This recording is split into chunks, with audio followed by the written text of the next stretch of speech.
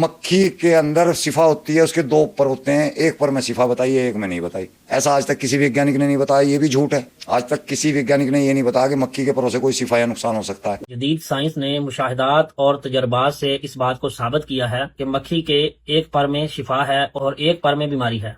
बाज़ मुल्हिदीन की तरफ से बुखारी शरीफ की 3320 नंबर हदीस के ऊपर एतराज किया जाता है कि अल्लाह के रसूल सल्लल्लाहु अलैहि वसल्लम ने फरमाया कि अगर किसी लिक्विड चीज के अंदर मक्खी गिर जाए, उसको डुबो कर निकाल कर फेंक दो। अल्लाह के रसूल सल्लल्लाहु अलैहि वसल्लम ने फरमाया कि मक्खी के एक पर में शिफा है और एक पर में बीमारी है। तो मुल्हिदीन इस बात के ऊपर एतराज करते हुए नजर आते हैं कि मक्खी के एक पर में शिफा कैसे हो सकती है। मक्खी के एक पर में शिफा होने का साइंटिफिक प्रूफ ये है। मिस्र के डॉक्टर रिहाब मोहम्मद अता ने जदीद तिबी जरीदों जैसे वर्ल्ड जर्नल मेडिकल साइंस 2014 में शाये होने वाली एक तहकीक में डॉक्टर रिहाब ने तजर्बा किया।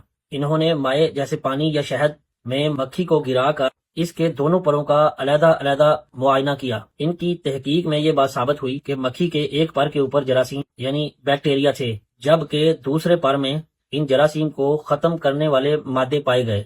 उन्होंने खास तौर पर राइट विंग यानी कि दाएं पर के ऊपर एंटीबायोटिक असरात की मौजूदगी का जिक्र किया है। हो सकता है कोई मुल्हिद इस बात के ऊपर एतराज उठाए कि ये तहकीक एक मुसलमान साइंसदान की है, इसलिए हम चंद दूसरे माहिरीन तिबियात का मुआयना भी पेश करते हैं। जैसे ऑस्ट्रेलिया की मैकूरी यूनिवर्सिटी के प्रोफेसर डॉक्टर जॉन क्लार्क ने अपनी टीम के साथ इस पर तफसीली तहकीक की थी। उन्होंने अपने तजर्बात में मुख्तलिफ मक्खियों के जिस्म के बैरूनी हिस्सों का जायजा लिया और उनकी तहकीक 2002 में मंजर आम पर आई, जिसके मुताबिक मक्खियों के परों के ऊपर ताकतवर एंटीबायोटिक मादे पाए जाते हैं। और इसी तरह जापान की टोक्यो यूनिवर्सिटी के प्रोफेसर ऑन अल्वारेज ब्रावो ने भी मक्खियों से हासिल होने वाले जरासीम कश मादों पर तहकीक की। इन्होंने भी मक्खियों के परों के ऊपर जरासीम कश मादे होने का इंकशाफ किया।